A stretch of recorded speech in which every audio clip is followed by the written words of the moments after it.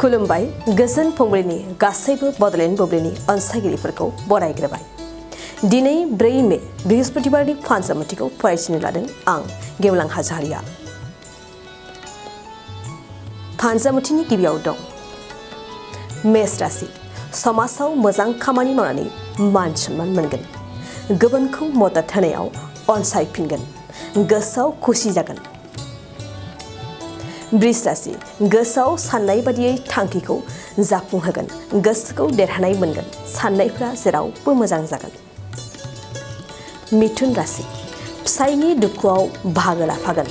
जेंनानि गेजेरजोंबो नखर संसार दैदेननो सानगोन। गोसोआव इयुनखौ लानानै जिंगासिनायाव फैगोन। कर्कट राशि। गोसोआ मानोबा मेंनाय मोनगोन। मेंनाय गोसोजों जेरावबो दावगानो हानाय नङा। देहायाव जेंनाफोरा नुजाथिनो हागौ। सिंह राशि। समाजाव बाख्नाय जागोन। गावनि मान सन्मानखौ लानानै गोसोआव जोबोद गोग्गानाय लागोन। साननायफोरा दाजाबथा जागोन। कन्या राशि। जायखिजाया जाग्रा बेसादफोर जानायनि फारसे सांग्रां जा। जानायाव हरखाब खैफोद जानो हागौ। गोसोखौ हमथानानै सोलिनाया साबसिन। तुला राशि। देहानि फारसे मोजांसिन।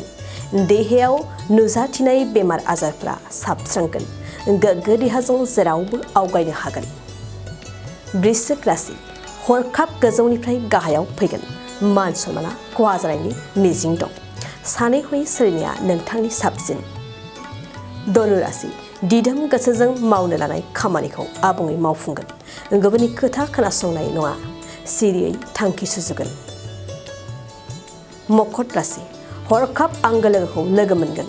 गावनि गोसोनि बाथ्राखौ लोगोनो फोरमायनो सानगोन। लोगोनिफ्राय मदद मोननो हागौ। कुम्भ राशि।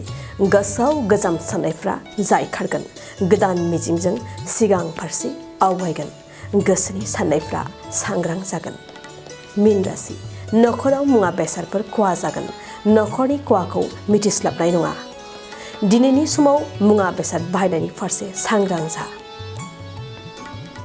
दिनै सानसेनि राशि फरायथियाबो एसेनोसै।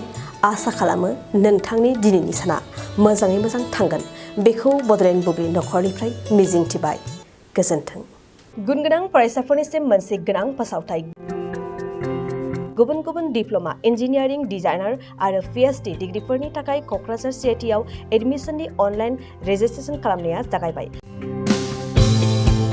गुबुन गुबुन आयदानि डिप्ल'माजों लोगोसेयै bachelor of technology, bachelor of design, master of technology, master of design आरो डक्टर अफ फिल'सफिनि डिग्रि खालामनो हागोन।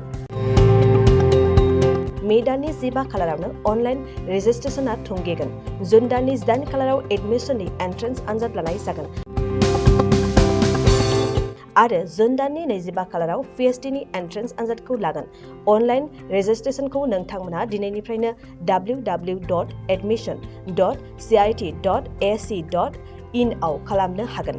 आबुं मिन्थिनो थाखाय 7086187124 जानबुं अनजिमायाव जगाजग खालामनो हागोन।